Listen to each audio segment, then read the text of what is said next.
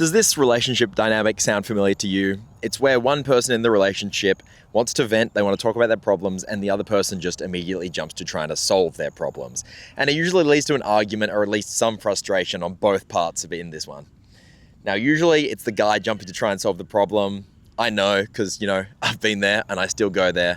Because, communicating better is always a work in progress. But I've come across some things lately that have really helped me try and understand this kind of dynamic and how to deal with this better. And I wanted to share that with you guys.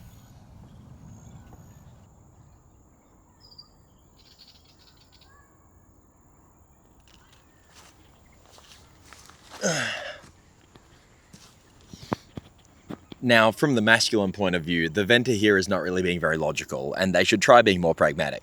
Their emotions are clouding their better judgment, and if they just tried to solve the problem, then progress could be made, right?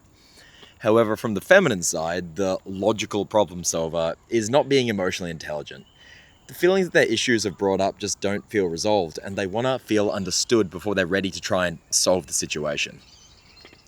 The problem solver thinks that their logic is so good that they don't need to hear the entire question before they're coming up with an answer. It's like they're on a game show and in their arrogance they've buzzed in early for no real reason. In the past, my friend told me a tool which was basically asking, are we bitchin' or are we fixin'? And I think that was good for me at the time because it was basically like a switch in my brain that told me to, shut up and actually listen.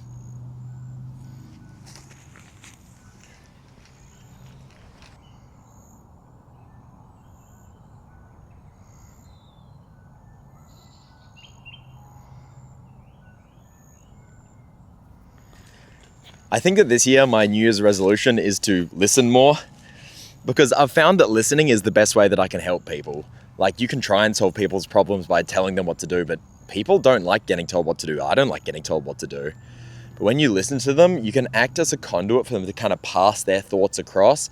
And when it comes back to them, they might realize how they can help themselves and solve their own problems. Like, yeah, sometimes people do need to be told something that they need to hear. But if they don't feel like they've been listened to, they're not going to listen to you.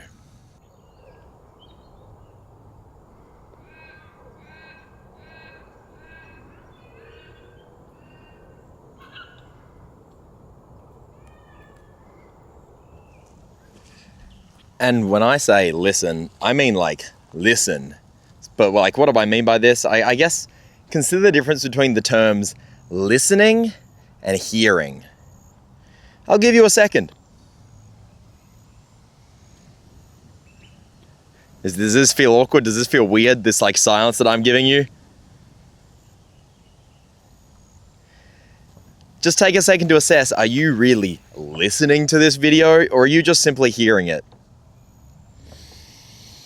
Listening is about, thinking about every single word that someone says. When you truly listen to someone, you're not distracted by your surroundings and even more importantly, your own thoughts. If this video so far has kind of resonated with you in any way whatsoever, I want you to try your hardest to listen for the last part, and I mean really, really listen. Clear your mind and direct 100% of your attention to what I say next.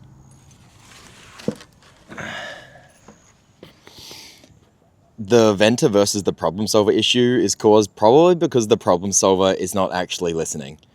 They might listen at first, but then they stop when they think they've solved it, and they kind of just wait their turn to say the solution. If this happens to you, you'll probably be a bad listener. And for me, it was because I wasn't really valuing the power of emotions. An emotion is instinctual. It's something that exists within us from our evolutionary past, before logic even existed, when we managed to survive based on pure vibes alone.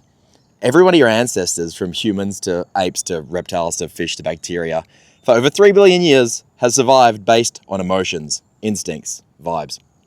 Every single one of them survived, old enough to have their own offspring so that you could be here, all without logic, until, a couple 100,000 years ago, and we grew this, prefrontal cortex problem-solving brain.